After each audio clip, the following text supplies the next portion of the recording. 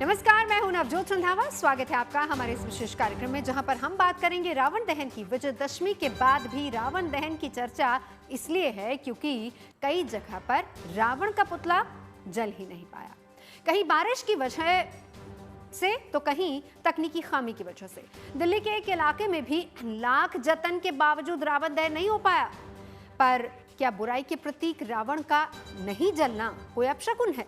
आज इसी पर विस्तार से बात करेंगे और इसके साथ ही बताएंगे कि विजयदशमी के अगले दिन से ही ग्रहों की चाल में ऐसा क्या बदलाव आया जो कि शुभ खबर देने वाला है। समझेंगे ग्रहों के राजकुमार बुध का गोचर क्या पॉजिटिव चेंज लाने वाला है। आखिर में बात होगी कुल्लू के दशहरे की। चलिए शुरुआत करते हैं विजयदशमी पर हुए रावण दहन से। वैसे तो देश में धूमधाम से परंपरा निभाई गई, लेकिन बारिश की वजह से कई जगहों पर रावण दहन नहीं हो पाया। क्योंकि रावण बुराई का प्रतीक है, इसीलिए उसका दहन शुभ माना जाता है। पर अगर दहन नहीं हुआ तो क्या ये कोई अपशकुन है? इसे लेकर चर्चा हो रही है। लोगों के मन में भी सवाल यही है। तो चलिए समझते हैं कि विजयदशमी की परंपरा क्या है और इस दिन बारिश की क्या अहमियत है।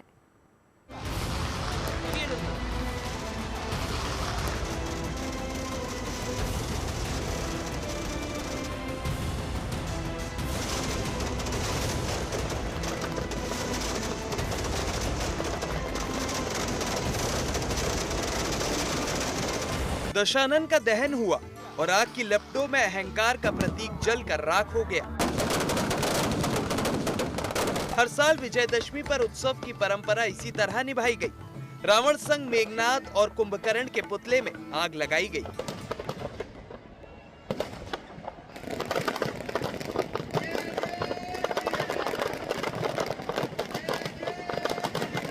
पर इस साल मौसम ने ऐसा मिजाज बदला कि कई जगहों पर तमाम कोशिशों के बावजूद पुतला जला नहीं। कहीं दहन आधा अधूरा रहा, कहीं दहन से पहले ही पुतला धड़ाम से जमीन पर गिर पड़ा। भगवान राम के हाथों रावण वध का वर्णन जब तुलसीदास करते हैं तो लिखते हैं कि रावण के गिरते ही पृथ्वी हिल गई, समुद्र, पर्वत और नदियां क्षुब्ध हो गईं। रावण का धड़ जमीन पर गिर पड़ा। पटाखों की तड़तड़ाहट और आग की लपटों से रावण का पुतला गिरा तो जरूर, लेकिन कई जगहों पर बादलों की वजह से बाल बाल बच निकला, तो कहीं तकनीकी खामी की वजह से दहन नहीं हुआ। और इसी वजह से ये चर्चा है कि पुतले का नहीं जल पाना शुभ है या अशुभ। दहन के समय बादल गरजना, बारिश होना आखिर किस बात का संकेत है? हमारी परंपरा के मुताबिक रावण दहन बुराई पर अच्छाई की जीत का प्रतीक है। लेकिन जब रावण दहन में दिक्कत आ जाए तो ये आशीर्वाद है या चिंता की बात है? ज्योतिष के जानकार मानते हैं कि विजयदशमी पर बारिश होना तो शुभ है, पर पुतले का दहन नहीं हो पाना इसे अच्छा संकेत नहीं माना जा सकता। ऐसा नहीं कि विजयदशमी पर बारिश पहली बार हुई है। जानकार मानते हैं कि पहले भी ऐसे हालात बने होंगे। पहले भी नवरात्रि और विजयदशमी का पर्व सितंबर में मना होगा, और क्योंकि यह मानसून के जाने का समय होता है, बूंदाबांदी और हल्की बारिश तो स्वाभाविक है। पर सवाल है कि क्या इसे अपशगुन के तौर पर लिया जाए? पारंपरिक मान्यता है वो ये बताती है कि रावण का पुतला एक बार रावण वध के बाद जहां जहां परंपरा है वहां रावण के पुतले का दहन होना चाहिए। अगर पुतला बिना दहन के रह जाता है तो उसे अच्छा संकेत नहीं मानते हैं, उसे लोग अपशकुन मानते हैं। वैसे ही जब पुतला जल जाए उसके बाद उसके जो अवशेष होते हैं उसको बहुत पवित्र मानते हैं। उनको लोग पॉजिटिव एनर्जी का केंद्र मानते हैं, क्योंकि उनकी मान्यता है कि रामचंद्र जी ने अपने बाण से और रावण का वध किया था। रावण विद्वान भी था, तो जो रामचंद्र जी का बाण है वो उसके अहंकार के नाश के लिए था। अपने अपने नजरिए की बात है। रावण का जलना शुभ है। जले हुए पुतले की बची हुई लकड़ियां भी शुभ मानी जाती हैं।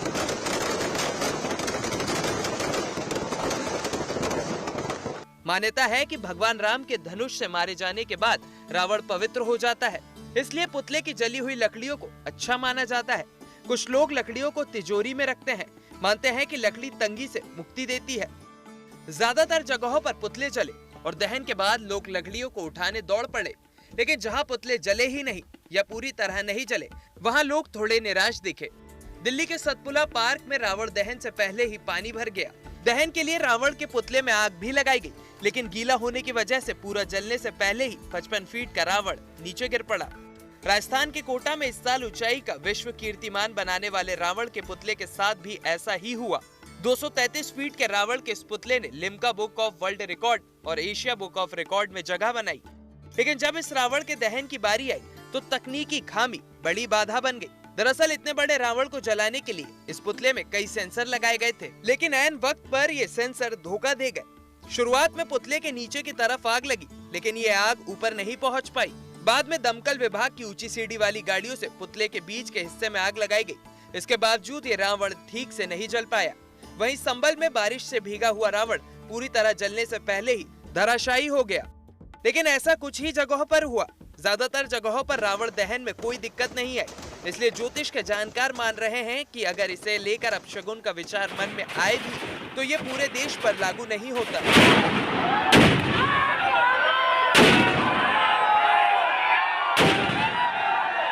दशहरे के पर्व पर बूंदाबांदी होना एक शुभ संकेत है, क्योंकि हमारा शरीर पंच तत्वों से मिला बना है और पंच तत्वों में विलीन हो जाएगा। इन पंच तत्वों में जो सबसे ज्यादा पावरफुल तत्व है वो अग्नि तत्व है, इसलिए अग्नि से दहन किया जाता है। मैं ये मानती हूँ कि जो पूरा पुतला नहीं जल पाया ये अशुभता का प्रतीक तो बिल्कुल है, क्योंकि पूरा पुतला नहीं जल पाया है। जहां पर हम धर्म की जीत के लिए, सत्य की जीत के लिए एक प्रतीकात्मक रूप में इस पुतले को जलाते हैं। जानकार मानते हैं कि विजयदशमी पर बारिश होना अपने आप में शुभ संकेत है, क्योंकि जल शांति और पवित्रता का प्रतीक है। ये देवताओं की प्रसन्नता का भी संकेत है। माना जाता है कि प्रकृति भगवान राम की विजय का स्वागत कर रही है। लेकिन बारिश कब हो रही है और कितनी हो रही है, ज्योतिष के जानकार इसका भी विचार करते हैं। रावण दहन को लेकर जानकारों की अलग अलग राय है। कुछ मानते हैं कि इसका जिक्र हमारे धर्म ग्रंथों में नहीं है, इसलिए इसे धार्मिक नहीं बल्कि परंपरा का हिस्सा मानना चाहिए। इस लिहाज से शुभ और अशुभ की चर्चा भी ज्यादा महत्व नहीं रखती। ज्योतिष के हिसाब से विजयदशमी का दिन शुभ था और ग्रहों की दिशा भी अच्छी है, इसलिए दशहरा के बाद अच्छे दिनों की उम्मीद की जानी चाहिए। Bureau report, good news today.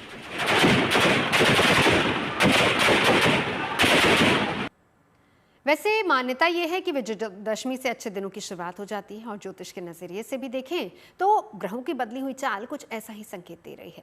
असल में विजयदशमी के अगले ही दिन यानी कि शुक्रवार को बुध ग्रह ने अपनी जगह बदली है और तुला राशि में प्रवेश किया है और जानकार ये मान रहे हैं कि परिवर्तन शुभ है और कुछ राशियों की तो किस्मत बदल सकती है। जानकार इस समय को नए अवसर, तरक्की और सकारात्मक बदलाव के समय के तौर पर देख रहे हैं। चलिए समझते हैं।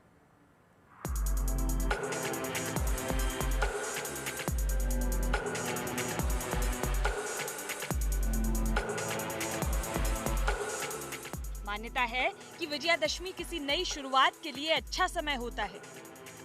इसके बाद पर्व त्योहार के दिन आते हैं, इसलिए भी इसे शुभ माना जाता है।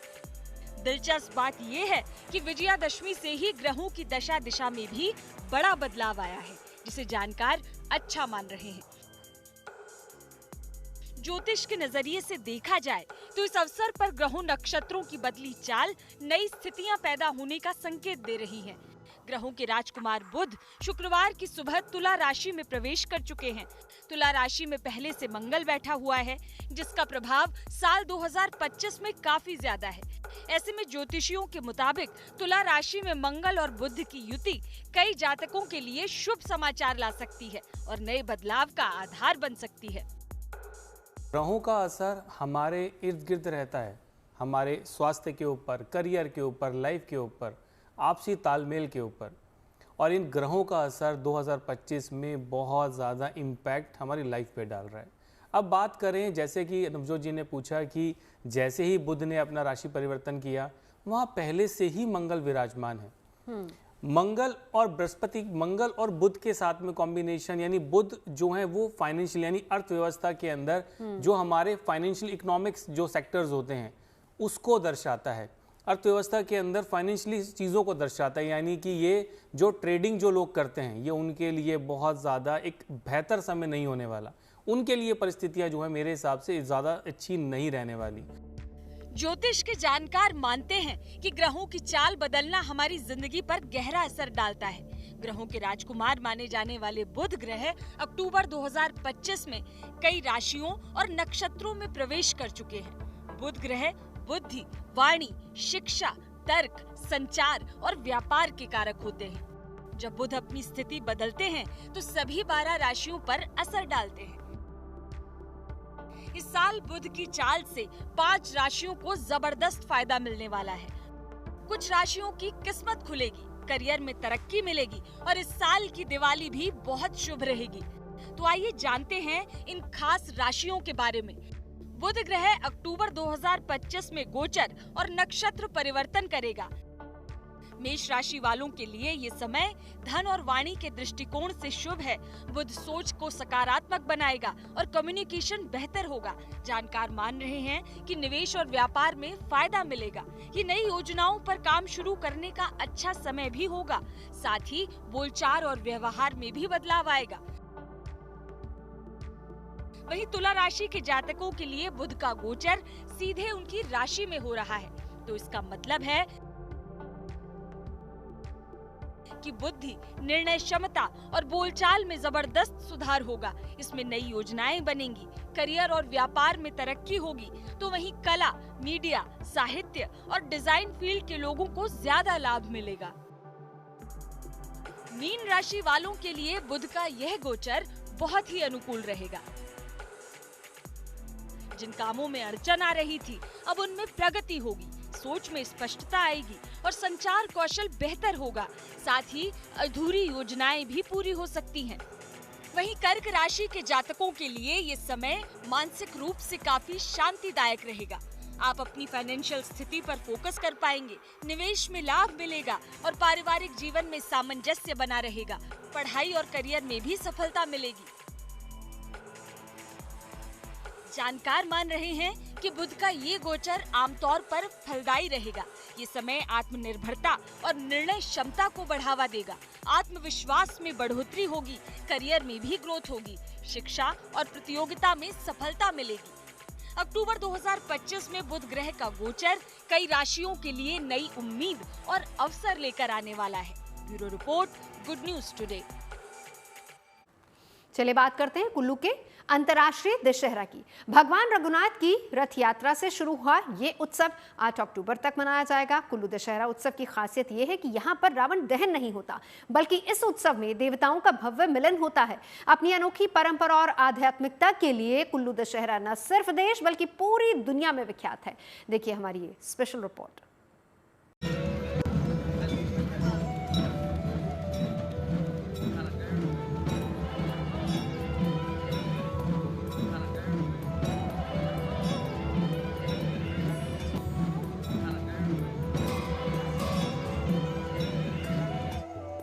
फूलों से सजी देवी देवताओं की ये डोलियां और इन डोलियों के साथ चलता आस्था का ये सैलाब अद्भुत और अलौकिक है।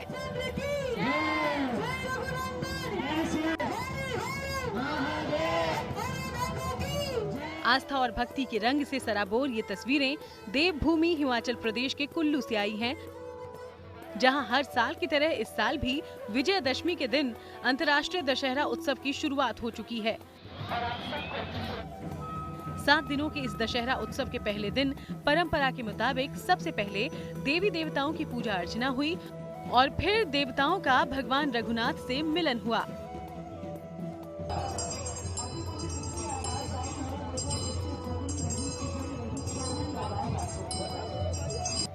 इसके बाद भगवान रघुनाथ की धूमधाम से रथ यात्रा निकाली गई। इस दौरान हजारों लोगों ने भगवान रघुनाथ का रथ खींचा और पूरा ढालपुर सियावर रामचंद्र की जय जयकारों से गूंज उठा।